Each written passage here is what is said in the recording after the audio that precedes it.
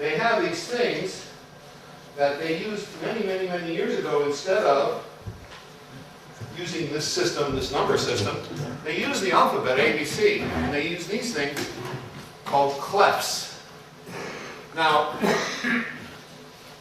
the word clef in French means key. Isn't that interesting? And here's the problem with clefs. These symbols, if you look at this piece of paper, it'll show you those three clefs being used in a lot of different positions. If this clef, by the way, called the French violin clef, is not the same as this one next to it, they look the same, but you'll see they're on different lines. You'll also notice that these clefs here, this thing, you'll see they have it in 1, 2, 3, 4, 5 different positions. And then you have this thing here, which some people call the bass clef, which is, again, not entirely correct. It's only the bass clef that's in that position, but you'll see here, there's 3 different positions for that so-called bass clef. And one of them is called a baritone clef, and one's called a bass clef, and one's called a sub-bass clef. What's going on here? Okay? When we look at music history, we found out that clefs, which mean key, were only put on the lines. You will not see any of these any time in history put on a space. And the reason that they're not put on spaces is they're too darn hard to see. If I tried to put this, which is this thing pointing at this line on a space, it would be difficult to see that it was on that space. So because it's so easy to see what it's pointing to on a line, these clefs, to give us new keys, were only placed on lines. Now that created a limitation in the system.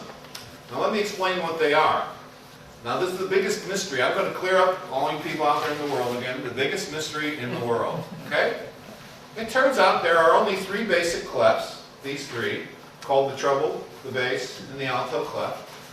And if any of you work with fonts on a computer, you know the difference between Times Roman and Helvetica and Comic Sans and Geneva, and these are all names of different kinds of fonts, right? Go on to any computer and look up Gothic English. Look for the old Gothic English font. Now the Gothic English font was the fanciest font ever created in history. It had more loops and swirls and twirls and gizmos, and these are devices we call serifs. Serifs. When you have a basic letter, like in Helvetica, you have a basic letter like the letter A. There's a Helvetica A. Okay.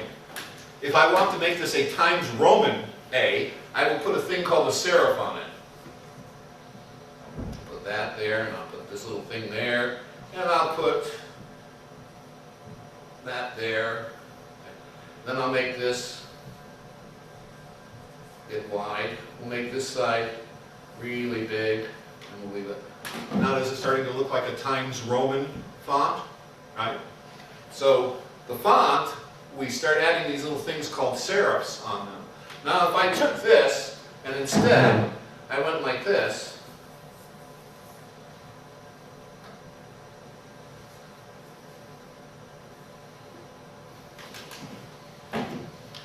that's a Gothic English A.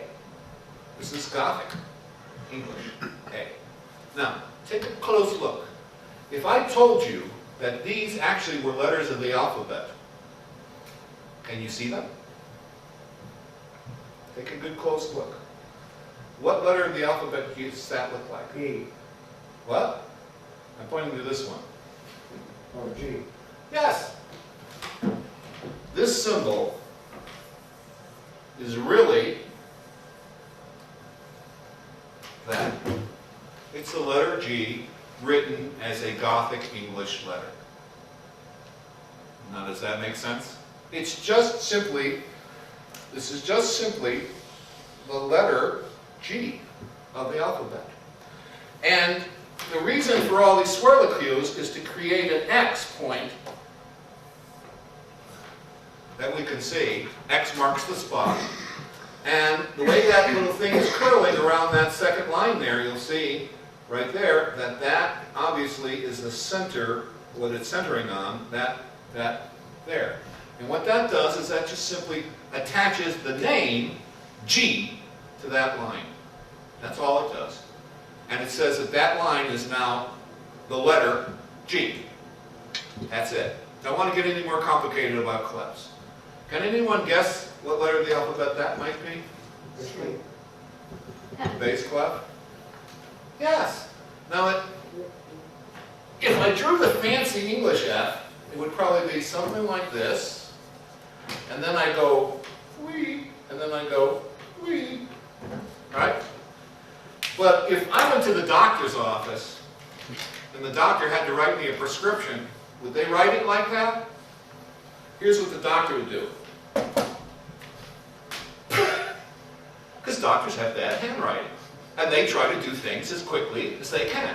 And they try to eliminate as much of the serifs as possible. And so here, if I just take these two dots and draw them over, I can now see the letter F. Also, this little part coming back here lands in between those, so if a line comes down, it comes down through there in between those two dots. And that is giving me the bullseye, the target. So this is actually the letter F of the alphabet. And you can see that now it's defining this line here. That line is now the letter F. So it's just the letter of the alphabet. This one's tricky. It looks like the letter E, doesn't it? Or B. Or B. Right. Now the truth is, this is an old way of drawing it. A lot of computer programs are doing this. But composers have not drawn this symbol, this clef, this way in years. Believe it or not, instead of drawing it like this, composers started drawing it like this.